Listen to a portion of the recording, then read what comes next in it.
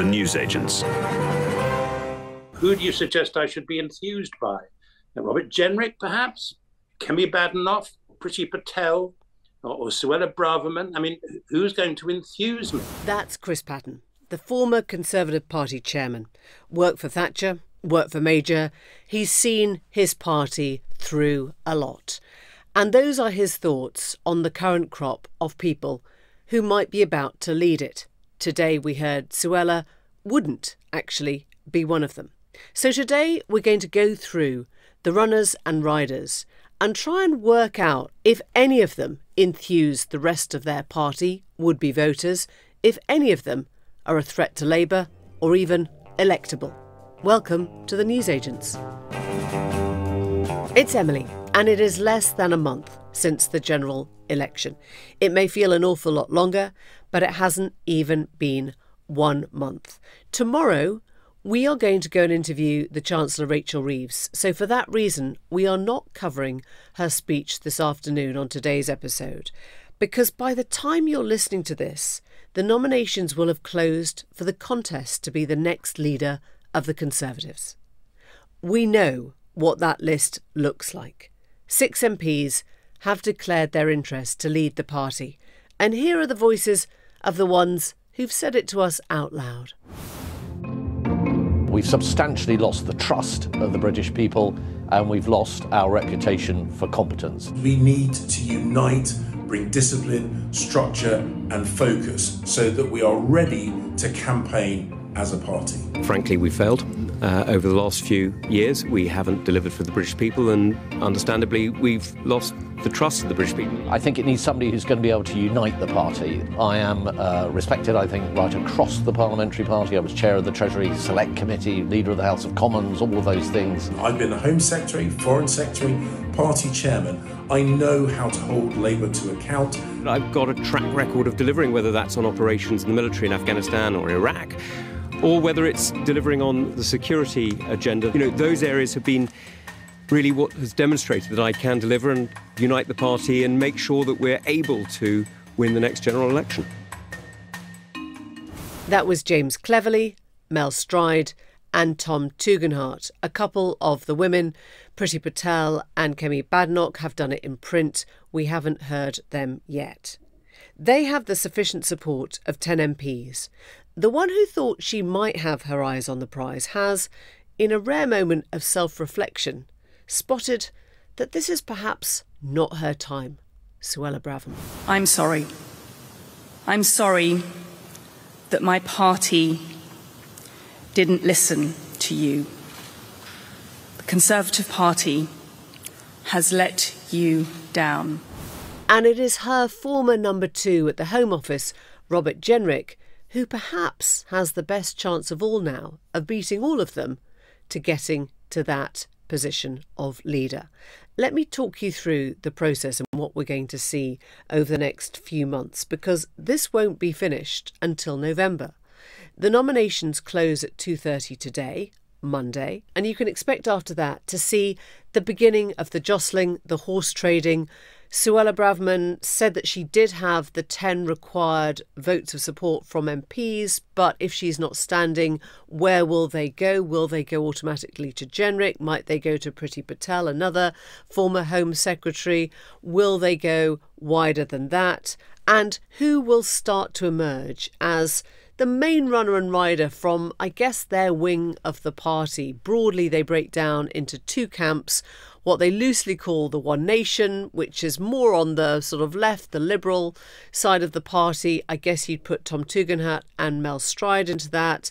James Cleverly straddles, I would say, both camps. And on the right, you have Priti Patel, Robert Jenrick and Kemi Badenoch.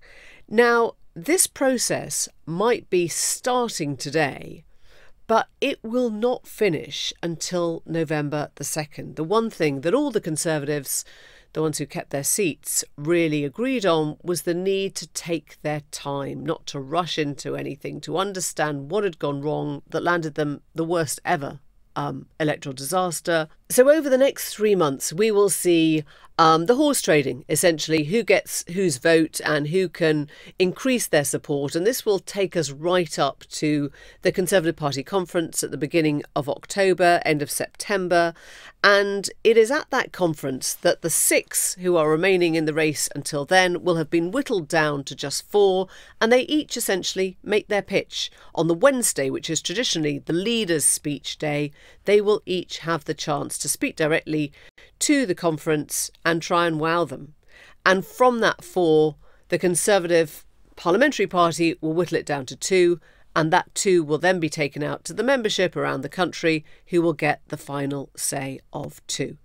Let's speak now to Henry Hill. He's the Conservative Home acting editor. He's already got a pretty good idea of where this race will end up. How do you see what we've got at the moment playing out? The normal dynamic for a Conservative leadership contest is basically set by the format, which is that MPs whittle it down to a final 2, and then those final 2 go to the membership. So the basic question is, who's going to get each of those slots? Typically, there will be a One Nation or more One Nation candidate and a more right-wing candidate.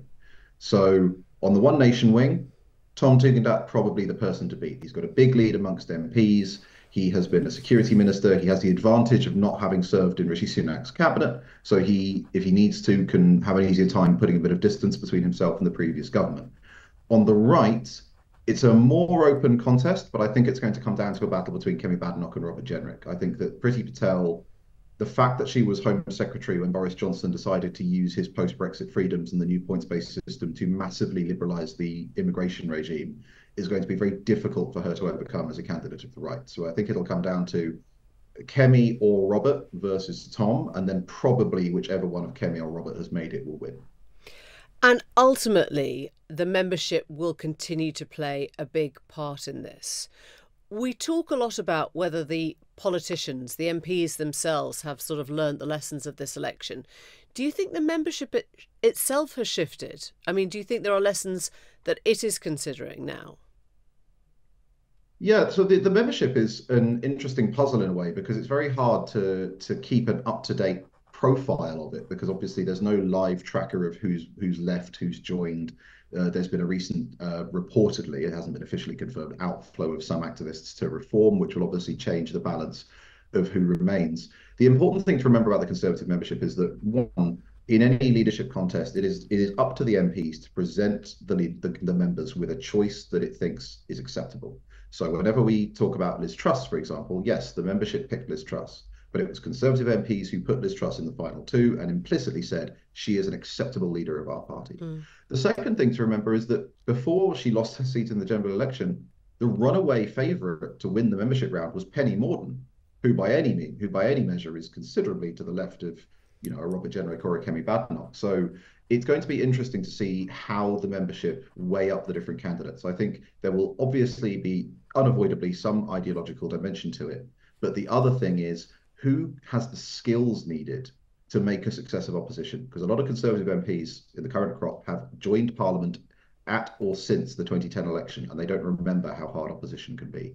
And don't you think that that is a different answer? I mean, that the answer to who plays well as an opposition leader is more likely to be somebody like James Cleverly or Kemi Badenoch. Potentially, and that's one of the things that other candidates like Tom and Robert Jenrick are going to have to address over the course of this quite long 3-month contest, is do they have the skills necessary to fight for airtime, to use the limited means available to the party in Parliament to maximise the, maybe not lasting damage, but the sort of the blows they can land on the government. And actually, one reservation that some people have about Kemi Badenoch is that although she's very spiky and she can be an excellent Commons performer, she has not historically shown a vast enthusiasm for the press, if we put it mildly. And the question is, when you're in government, that's fine, because the press comes to you. You are a story merely by dint of being a minister. But in opposition, especially a year or two down the line, when Labour's having internal ructions over this, that, and the other, the Conservative Party is going to have to fight to get in the conversation. And the question is, you need a leader who has the hunger for press attention needed to do that. And to paraphrase, I guess, Gary Lineker for a moment, is there a chance that the candidates all run around for the next 4 months and then the most right-wing one, wins on penalties? I would say the most right-wing candidate has already failed the race. I mean, Suella Braverman hasn't even managed to enter it. So, and she was the one who was most heavily going for some kind of immediate arrangement with Reform UK, trying to win over Nigel Farage and all the rest of it. So this is a slightly more complex contest than that binary presents, I think, because also just on some questions, it's not obvious what the more right-wing option is. But ultimately, yeah, you're right. The general principle, or the general historical pattern, is that the more right-wing of the two finalists tends to win. And as far as the post-mortem is going on now, Kemi Badenoch's made it clear in her piece in the Times today that it shouldn't just be about, unity. You've got to be punchier than that. When these candidates are looking at the defeat of the last month, are they thinking of the Labour voters they lost, of the Lib Dem voters they lost, of the Reform voters they lost? I know the answer to that is clearly all of them. But where do you think the focus is, and where do you think it should be? The challenge facing the next Conservative leader is much, much harder than the one facing the Conservatives after 1997 for two reasons. One, in 97, the seats they had were safe, right? It was very unlikely that they would go backwards, whereas now this is the most marginal parliament in terms of seat majority since 1945. That obviously means there's huge scope for taking chunks out of Labour, but similarly, it means that there is also a lot of scope for Tory MPs, existing Tory MPs, losing their seats and going backwards at the next election. The second is that they have a split on the right, which historically has not been the case and has been hugely to the Conservative Party's advantage. I think the trap they might fall into, and this is where you can't separate the debate on competence and strategy from the debate on values and sort of analysis, is trying to triangulate. We give this much to Labour voters, this much to Lib Dem voters, we offer this to Reform voters. Voters tend to be pretty good at seeing through that. And we've seen in the last government, when Rishi Sunak kind of made a vice of unity and maintaining unity at the expense of everything else, that voters also just don't reward you if you come into government and don't do anything, or you don't live up to your rhetoric. So the party needs to, yes, move towards the voters on some issues, but it's a job of persuasion. Voters are not fixed points. Labour voters are not it's not carved on their souls that they're Labour voters. You can actually go out and make a persuasive case. And that's what the party, especially with Reform, that's what it needs to do. I think it's absolutely important that the Conservative Party fulfills its duty as the centre-right party in a largely two-party system of trying to win back Reform voters, most Reform voters. But that is not the same thing as trying to strike some kind of bargain with Reform the party. Those are very, very different strategies. In the last election, it looked as if the ultimate arbiter was the Daily Mail. They decided that Liz Truss should go through rather than Penny Mordaunt, and sort of stuffed her chances and promoted Liz Truss's. Do you think we are still in that place where ultimately it is going to be a newspaper or a newspaper backer that decides who gets through to the final round? I wouldn't say it was a single newspaper. The most important outlets for this contest will be, excluding our own site, is the Spectator, Telegraph, Daily Mail, GB News. Probably those are the most important places. Now, that doesn't mean that any of the proprietors of those papers have some kind of malign puppeteer influence, but I think that there is a danger, and this is a danger for right-wing politics in general, is that you end up playing to those audiences. And what plays well with those audiences, even sometimes when the policy analysis is correct, you can end up presenting it in a way that alienates other voters. You need to make sure that you don't become so bewitched by that ecosystem that you stop communicating with the millions and millions of potential Conservative voters who read everything else and didn't vote for us at the last election. And in a moment, we'll be hearing from Lord Patten, Chris Patten, former Conservative Party chairman, about what he thinks the direction of the party is now. We're going to talk now to Chris Patten, the former Conservative Party chair, who has done a frankly dizzying array of pretty high calibre jobs. He's the Chancellor of the University of Oxford. He was formerly the European Commissioner. He was chairman of the Conservative Party, chairman of the BBC Trust. But he also was the last governor of Hong Kong. And that is a curious one, because that was where I first got to know and interview Chris Patten. And that job came his way because of what happened in that 1992 general election when he was party chairman. And it was an election that was really fought on a knife edge. Many were expecting a hung parliament that time, including, our most illustrious pollsters. And John Major won it, and Chris Patten can take no small amount of credit for that. But curiously, he lost his own seat, the seat of Bath, in 92. And in some ways, he was given that job to be the last governor of Hong Kong before the handover back to China, as I guess a sort of a consolation prize for being out in the cold, having kind of saved the government of the day. And so I met Chris Patten very much as a rookie reporter, going to interview the governor in his huge mansion. And I've come to understand now that when he feels something strongly, he says it in incredibly blunt terms. And that's a little bit of the flavour of the conversation we're having today. Lord Patten, what will you be looking out for in this leadership race now? What I'll be looking for is any sign that some of the candidates understand that the Conservative Party has to recognise that it has to be placed somewhere in the middle of British politics. The British public are pretty conservative in their views most of the time, but they don't want those views to be turned into a sort of Farageist version of populism. The worst thing about populism, as we've seen it in the last few years, is it hasn't been popular. And I think that most people will regard this contest as sort of so what, and then also perhaps contrast the field with those who've led the Conservative Party or in prominent positions over the last few years. So I don't think it's going to be a question of great excitement over the next few months. And I'm afraid that even one or two of the better candidates, Tom Tugendhat, for example, and I would have hesitated to endorse him lest it completely sunk his chances.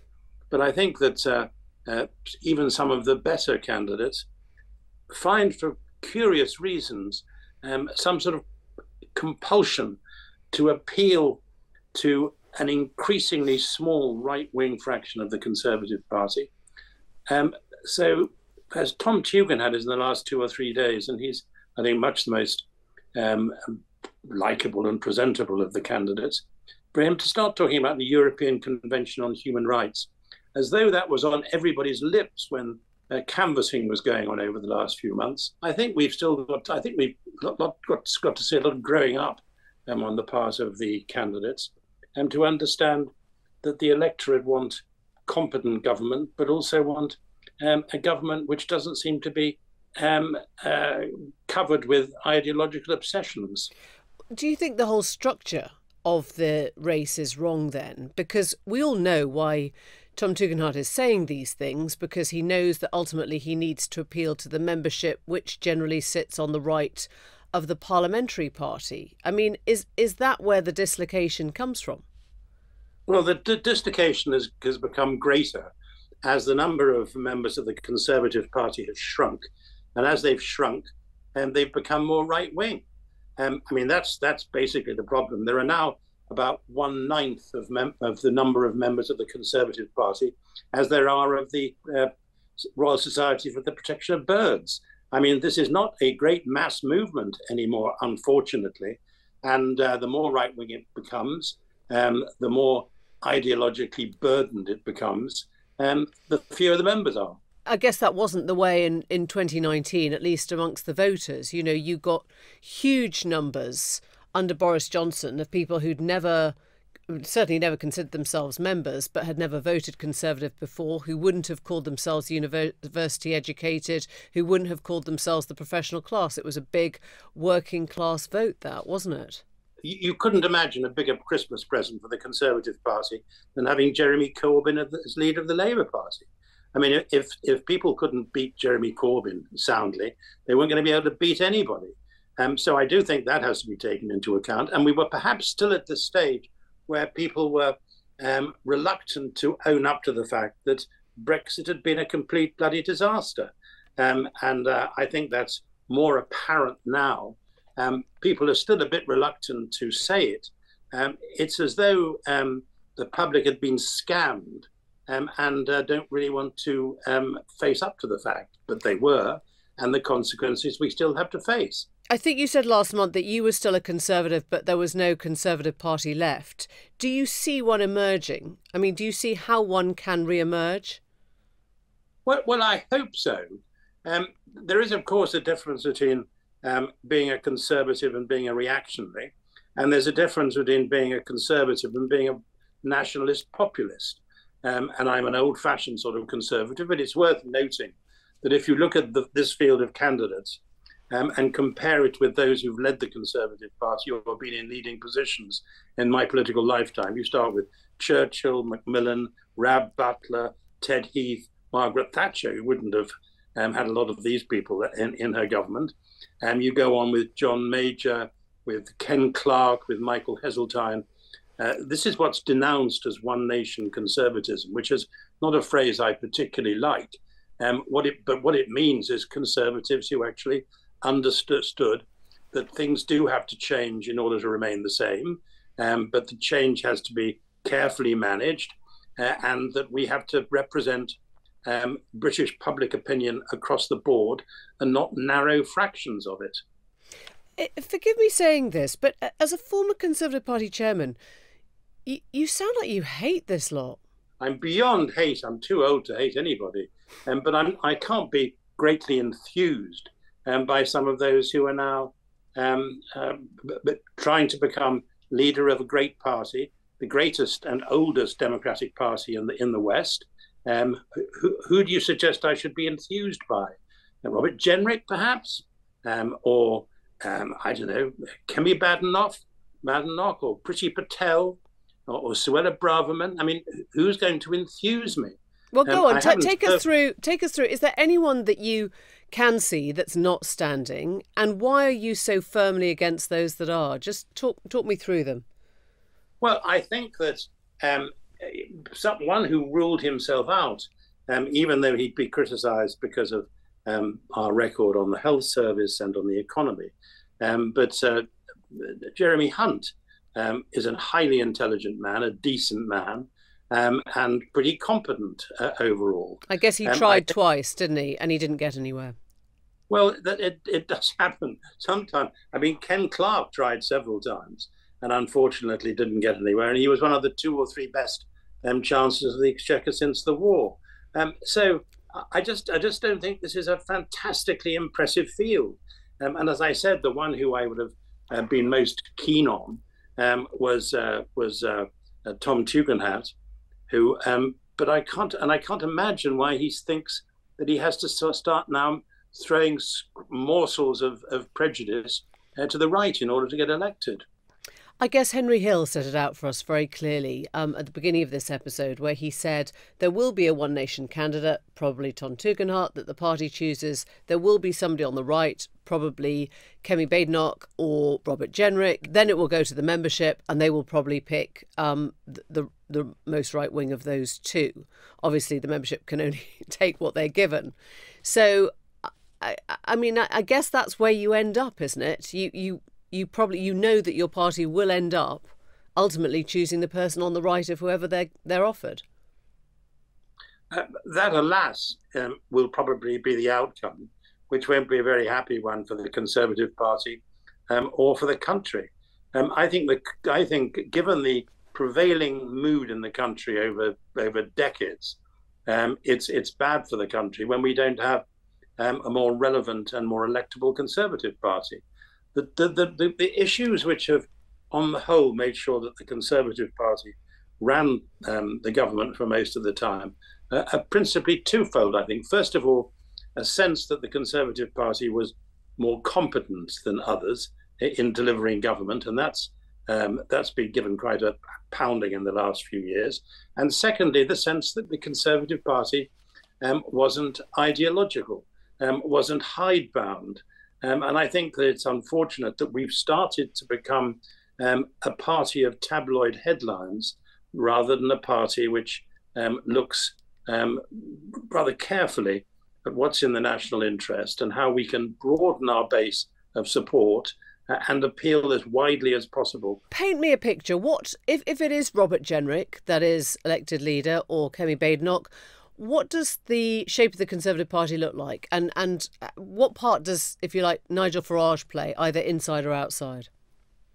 Well, it's even preposterous to talk about Nigel Farage and the Conservative Party.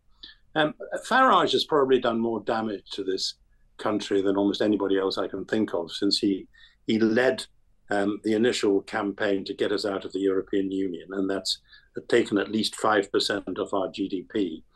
And Farage, I can't understand how he can appeal to Conservatives, this saloon bar bore.